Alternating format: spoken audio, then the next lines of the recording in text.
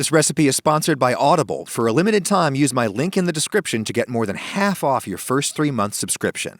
This is the Christmas dinner I did for my in-laws last year. A very expensive beef tenderloin roast with bordelaise sauce and potato gratin with sautéed spring onions. First, the gratin. I've got like 2 pounds of Yukon Gold potatoes here. You can make a good gratin with floury or waxy potatoes. The floury ones will be more tender, the waxy ones will be more al dente. Yukon Gold gives you the best of both worlds, and you don't have to peel them. I'm just cutting basically as thin as I can with a knife. It absolutely does not have to be perfect, and you certainly don't need a V-slicer. I'm just going to cut up enough to almost fill my biggest baking dish, which is 2.5 quarts. One of the things I love about gratin is that you can eyeball the whole thing. You don't have to measure anything. Just almost fill up the dish with sliced potatoes. Now I'll chop up like half a head of garlic. You could do more, you could do less. This will be pretty garlicky. Set that aside. Now for this quantity, I'd say half a pound of any smooth melting cheese. This is smoked gouda, which makes for an extremely meaty flavor that matches the beef. I'll just cut off the rind and I'm grating it up. Okay, that's all the prep that you have to do.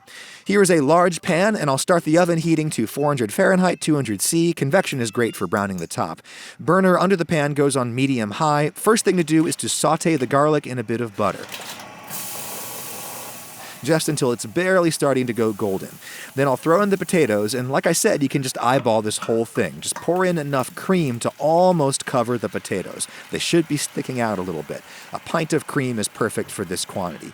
Yes, this is very rich, a very indulgent special occasion side dish. I've done it with half and half before to great effect. I tried it with plain milk once, and the sauce didn't really come together the way I'd like. Grind in some pepper while I'm waiting for this to come to a simmer, and then I'll just keep stirring this around, getting every slice of potato coated in cream and keeping the cream on the bottom from burning. I'll start with a pinch of salt, might add some more later. And what I'm looking to do here is cook this until the cream just starts to thicken and look saucy, just barely. It only needs a little head start before this goes in the oven. When I'm there, I'll turn off the heat, wait until it's pretty much stopped bubbling, and then dump in the cheese. If you overheat the cheese, it'll split. Now I can stir this around until the cheese is melted and the sauce is homogenous, and I can taste for seasoning. I'm just going to eat a potato. Yes, it's undercooked. No, it's not going to kill you, and there's no guesswork if you eat the potato. You add more salt until you like it. At the last possible second, I'll scrape in some fresh thyme leaves. Rosemary would be nice too. The longer you wait to do this, the greener it'll be at the end. Give that one final stir, and then in it all goes to the baking dish. Smooth off the top, and you could stop right there. Throw this in the fridge and cook it tomorrow. I'm going to get it baking right now before I even start my roast, because I think it tastes best after you've baked it and then just let it sit around for a couple of hours. Top rack so the top gets good and brown. All right, here's a 3-pound tenderloin roast. $50 worth of meat, enough for maybe 6 people, and my butcher clearly did no work on this. This fat here, nothing wrong with that. The problem is what's underneath. That's called silver skin, and I'm pretty sure that you could make violin strings with it. It will not dissolve with cooking. It has to come off. You just use a sharp knife to peel it off, taking off as little meat as possible. Take your time. You can see that this is a roast from the head of the tenderloin, the thickest part up at the top. Up here, it's actually comprised of like 3 different muscles, so the slices will have a little bit of fat and gristle in between them. If you want totally clean, clear meat, ask your butcher for a center-cut tenderloin roast. That is the creme de la creme de la creme. Alrighty, big oven-safe pan is back on medium-high heat, and I'll season the outside of this with salt and pepper, get some oil heating in there, and I'm just smooshing around the seasoning, and then in it goes to sear the outside. We're going to make a pan sauce with this, so you want to be very careful to not let the fond burn. You don't have to get the deepest, darkest crust on this. I'm just doing each side and the ends. When the meat releases from the pan, that's a good indication that it's got a good sear.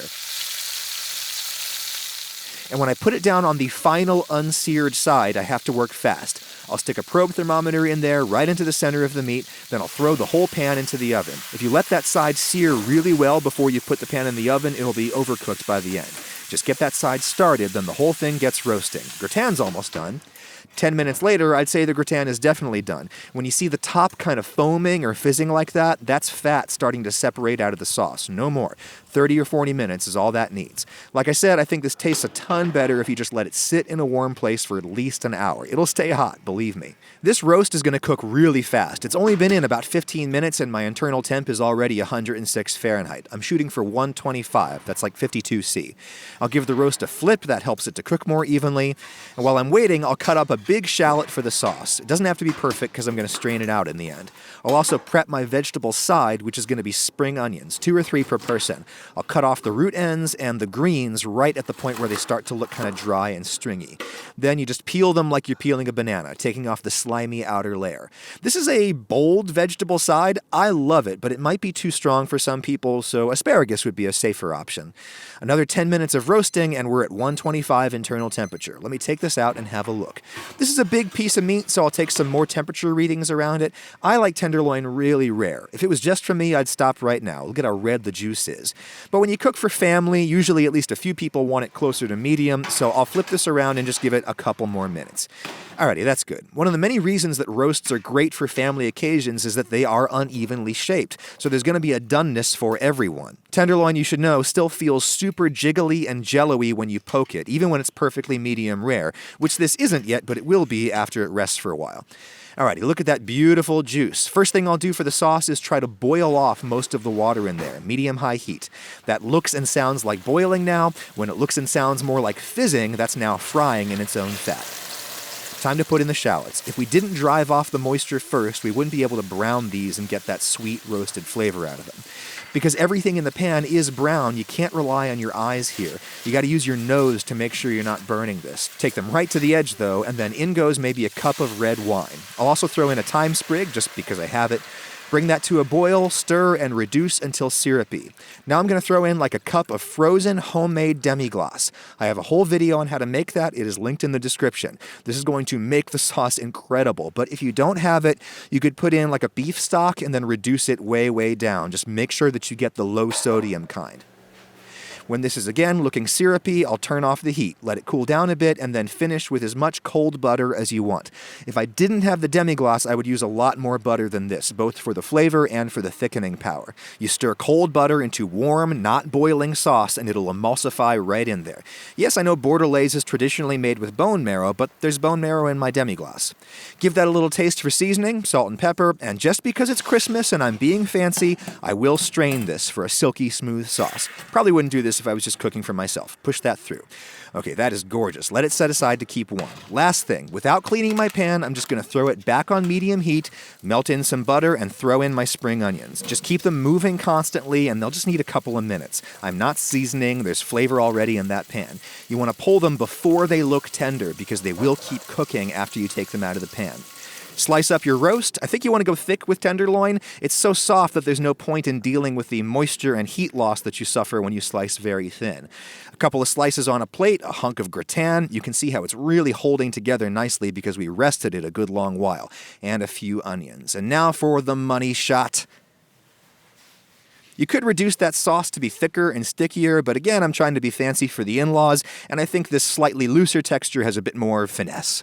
I cannot tell you how delicious that is. Beef tenderloin tastes like almost nothing, but it doesn't matter because that sauce is so explosively meaty. It's almost as though it's a perfect binary system in which the meat provides the substance and the texture while the sauce provides the flavor. You can see all the layers of that gratin. The sauce inside it is gooey, and again, that smoked gouda makes it so meaty. That meal was not that hard, it did not take that long, and it is a knockout. Though I have to admit, I stole two things. I got my basic gratin technique and the idea of goosing up sauces with an ice cube of demi-glace from the late great Anthony Bourdain. And the audiobook of his first autobio, I'm convinced, will go down as one of the greatest pieces of spoken audio of all time. You can hear it right now on Audible, the sponsor of this video. I'm usually the guy they call in as some high-profile operation when the first chef turns out to be a psychopath or a mean megalomaniacal drunk. This book is about street-level cooking and its practitioners. That's a heck of a gift to give to yourself this time of year when you might be doing a lot of traveling and you've got time to listen to stuff. Listen on any device, anywhere, anytime with the Audible app. You can choose 3 titles every month, 1 audiobook, and 2 Audible originals that you can't hear anywhere else. With Audible, you can do easy audiobook exchanges, and your own audiobook library you keep forever, even if you cancel. Right now, for a limited time, you can get 3 months of Audible for just $6.95 per month. That's more than half off. Visit audible.com/Adam Ragusia or text Adam Ragusia to 500-500.